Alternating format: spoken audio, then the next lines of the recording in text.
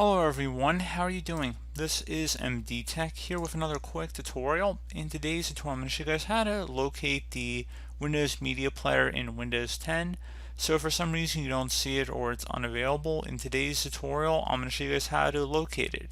So first thing, if you're using a special version of Windows 10, such as Windows 10N or KN, I'm going to show you guys how you would actually go ahead and enable it.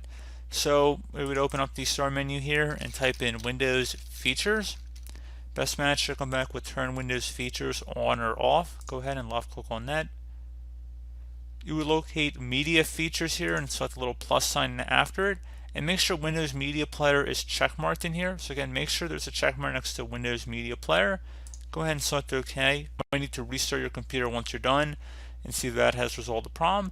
Another thing, I would suggest changing your default apps to Windows Media Player. So open up the start menu here and type in default best match, or one of the best matches underneath settings should say default apps. Go ahead and select that. You could also get to this by going through settings and then selecting the app tile as well. And then you would see default apps on the left side. You just would select that.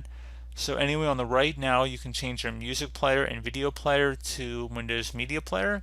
So if you were to select, let's just say music player for this example, and we just select the group music, we're going to go select Windows Media Player now.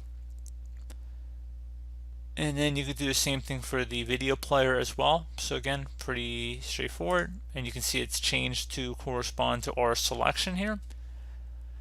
So I would suggest restarting your computer once that's done though, just to make sure everything takes effect, and that should be about it. So as always, thank you guys for watching this brief tutorial. Do hope that I was able to help you out, and I do look forward to catching you all in the next tutorial. Goodbye.